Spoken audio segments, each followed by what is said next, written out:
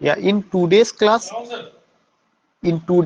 I will discuss with you what? In today's class I will discuss with you some important points which are highly significant, So what I have today for you? I have today for you only 2 or 3 important points, and within 5 minutes I would like to conclude this class. Number one key today I am going to discuss with you Maxim Gorky. Maxim Gorky का autobiographical work है, और उस autobiographical work में एक है उनका जो था my childhood. You find second was what? Second was in the world, and the third was my university. So when you talk about Maxim Gorky, especially his autobiography, what you have to take, you have to remember these 3 important works: my childhood, in the world, my universities. And when you go with these works, these were often published under the title autobiography of Maxim Gorky. जब भी maxim Gorky के autobiography की बात होगी तो remember these 3 works: my childhood, in the world, and my universities. These 3 works published with the title autobiography of Maxim Gorky. Autobiography and second important point कि you find autobiographical series, और इस autobiographical series में जो है उसमें क्या है? My childhood, in the world, my university. My childhood, in the world, and my university. These 3 points you see. These 3 points you see. Yeah, you find. So whenever you go, I just want to tell you कि इतना सारा हम लोग कल भी बात किए थे, लेकिन जो एक इम्पोर्टेंट पॉइंट है वो ये कि whenever you talk about especially the autobiography, remember these 3 names. हो सकता है इसमें से sometimes questions might be asked कि which of the work is not the part of the autobiography of Maxim Gorky. तो ये सारा चीज my childhood, in the world, my university, इतना सारा। देन यू सी की ऑथर जो है कौन है? मैक्सिम गोर्की है। उनका ओरिजिनल टाइटल जैसे मैंने आपको बताया वो तो अपनी जगह है कि हाँ, और इसका अन्य लैंग्वेज में ट्रांसलेटर गर्ट्रू एम फोक्स रूस के हैं, लैंग्वेज रसन है। ठीक है, ये सारा चीज इंफॉर्मेशन है। पहला जो है 13 से 14 में, दूसरा 1915 में, तीसरा 1923 में, देन पब्लिश्ड इन इंग्लिश 15, 16 और 23 में। Nothing else, this is a picture उनका childhood. Maxim Gorky my childhood, ये सब चीजें उनका पेंगुइन से आया। That is another issue. अब उसके बाद एक चीज आता है कि इसमें क्या बताया गया, क्या चीजें कवर की गई है। The first part of Gorky's autobiography my childhood, जो पहला पार्ट है माय चाइल्डहुड, वो कब से कब तक के पीरियड को कवर करता है? 13 से लेकर के 14, ये सॉरी, ये कब पब्लिश हुआ? 13 से 14 के बीच में जो है। इंग्लिश में कब पब्लिश हुआ? 1915 में। और इट वाज रीपब्लिश्ड, ये जो है जो पहला पार्ट है ये जो है रीपब्लिश्ड हुआ था कब? पॉकेट पेंगुइन से रीपब्लिश्ड हुआ था वो 2016 में। It was republished by Pocket Penguin in 2016 में। सो इम्पोर्टेंट पॉइंट यही सब आता है जो हमें नोट करना है कि उनकी ऑटोबायोग्राफी में 3 हिस्सा है। पहला हिस्सा माय चाइल्डहुड है, और रसन लैंग्वेज में 1913-14 में आया, इंग्लिश में 15 में पब्लिश हुआ, और ये फिर से रीपब्लिश्ड होता है पॉकेट पेंगुइन से 1916 में। जो सेकेंड पार्ट है इन द वर्ल्ड, ये जो है ट्रांसलेट किया गया, also translated as my apprenticeship के रूप में ट्रांसलेट किया गया, 1916 में पब्लिश हुआ। थर्ड पार्ट जो माय यूनिवर्सिटीज रहा है 1923 में पब्लिश हुआ।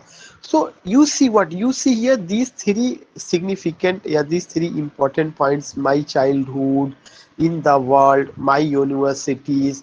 My childhood, it published in 1913-14, in English it published in 1915, pocket penguin, in the world, my universe, all these things you see. अब एक चीज ये है कि इस पे कुछ बातें कही गई हैं जो एक यहाँ पे है, थोड़ा सा उसको करना है। बाकी मैंने बताया कि आज का, इसके अलावा मुझे, क्योंकि अगर कल मैं कोई नया राइटर शुरू करूंगा तो आज की क्लास में मैं उसे ऐड नहीं कर सकता था। दिस इज वाई कि मैंने आपको 3 क्लास में मैक्सिम गोर्की कंप्लीट किया। एक तो उनका ऑटोबायोग्राफिकल वर्क, दूसरा द मदर, तीसरा उनका ऑटोबायोग्राफी जो है। तो in these works Gorky has abandoned the form of fiction and all apparent literary invention. उन्होंने फिक्शन का रूप नहीं दिया हुआ, जो हकीकत है उसी से उन्होंने रूबरू कराया। उनका जो ऑटोबायोग्राफी है वह भी किसकी कैटेगरी में आएगा, वह भी आपका जो है जो सोशल रियलिज्म है, जो सोशल रियलिज्म है उसी कैटेगरी में आएगा। In these works Goki has abandon the form of fiction and all apparent literary invention. He has also hidden himself and given up taking any part in his character. और सबसे important चीज क्या, quest for truth, quest for truth. He has also hidden himself, उन्होंने अपने आप को छुपाया, and given up taking any part in his character, quest for truth.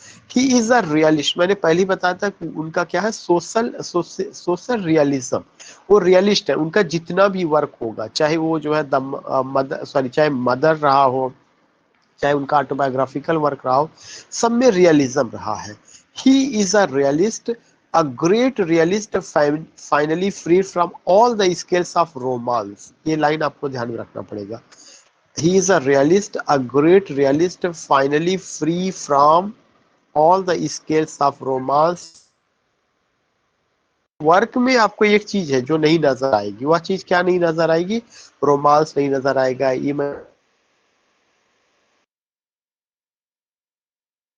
है, शिवलिज्म नहीं नजर आएगा, और जो प्रिंस और प्रिंसेस की कहानियां हैं, जो एडवेंचर वगैरह, वो सब नहीं नजर आएंगे, जैसा कि आप मेडिवल एजेस की पोयम्स में, मेडिवल एजेस के जो है वर्क्स में, लिटरेरी फिगर्स में आप देखते रहे जो प्रोज रोमांस होता था। So we find these thing.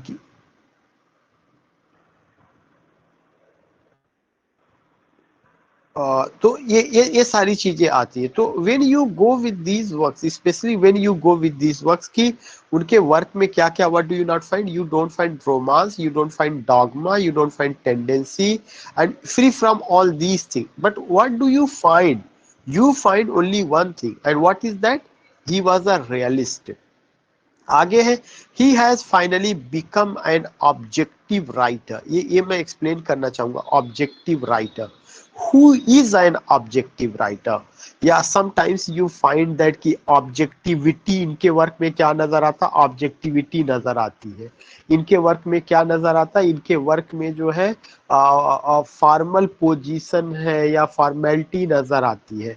तो ऑब्जेक्टिविटी उन्हीं के वर्क में को कहा जा सकता है, या ऑब्जेक्टिव राइटर वो होता है जो कि अपने, जो कि सेंटीमेंट से काम नहीं करता, जो अपनी इमोशंस, अपनी फीलिंग्स को तरजीह ना दे करके सोसाइटी के लिए जो चीजें वैल्यूएबल है, जो वह देख रहा है, जो वह महसूस कर रहा है, उसको एज इट इज दिखाने की कोशिश करें। जैसे if you talk about Francis Bacon, तो फ्रांसिस बेकन का जो एसे है उन सबको हम क्या कहते हैं, फॉर्मल एसे या आर्टिकल कहते हैं, और उसमें क्या चीज नजर आता, ऑब्जेक्टिविटी नजर आती है।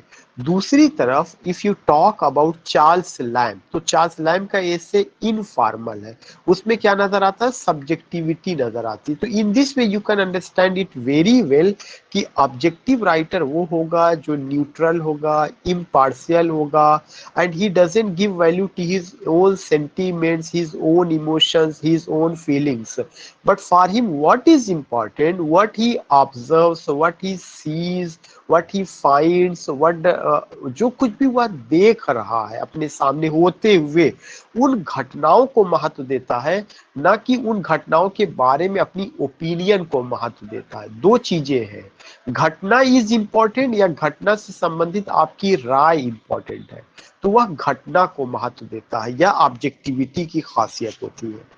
This makes his autobiographical series one of the strangest autobiographies ever written.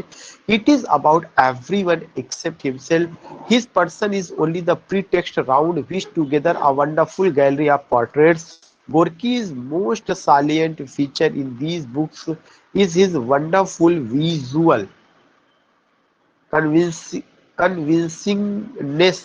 गोरकी इज नॉट अ पिसिमिस्ट, गोरकी पिसिमिस्ट नहीं थे, गोरकी इज नॉट अ, वो निराशावादी नहीं थे। सबसे गोरकी ऑटोबायोग्राफिकल सीरीज रिफर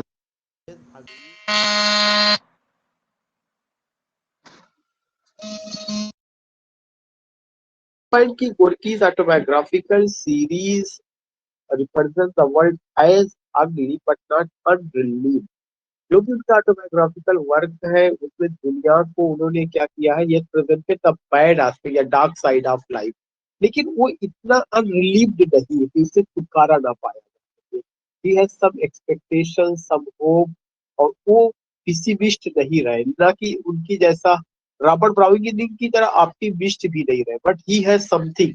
उनका ये कहना था, if there is any issue there is resolution also, there is also the way of solution. The redeeming point which we may and must have humanity, जो उनका वर्क है, whether that is mother, whether it is autobiography, उसमें क्या नजर आता है, enlightenment नजर है, उसमें क्या है, ब्यूटी है, उसमें क्या है, सिंपैथी है। वह ब्यूटी रोमांस वाला बात नहीं है, beauty you find these things की in his works, whether that is fiction non fiction, you find these things की his works is ultimately highly influenced with the ideology of Karl Marx and Friedrich Engels का। वो जो था प्रोलिटेरियन का, बूर्जुआ का, base का, superstructure का, socialist realism का, रसल रिवॉल्यूशन का, लेनिन का, स्टालिन का, first world war, all these things you find. और जो होते ही was the true voice of proletarian movement, जो प्रोलिटेरियन मूवमेंट था, workers of the factory, daily wagers, peasants, laborers, these things you find, and you can just imagine in what way he has presented, how does he present himself, and in what way he has raised the voices of this class का, especially factory workers का। तो उनके work में humanity है, enlightenment है, beauty है, sympathy है। क्या नहीं है, रोमांस नहीं, क्या नहीं है, सेंसेशन नहीं, क्या नहीं है, एडवेंचर नहीं है, क्या नहीं है, परियों की कहानियां नहीं, क्या नहीं है, शहजादे शहजादियां नहीं है, क्या नहीं है, रोमांटिक वर्ल्ड नहीं है, सब कुछ रियलिस्टिक है। और क्या आइडियोलॉजी क्या है, कार्ल मार्क्स का और फ्रेडरिक एंगल्स का। सो यही तक ही मुझे रखना है, यही तक ही मुझे कंक्लूड करना है। और आज की क्लास में कुछ नहीं है, एक छोटी सी क्लास है। Thanks for joining this class, thanks for giving your time.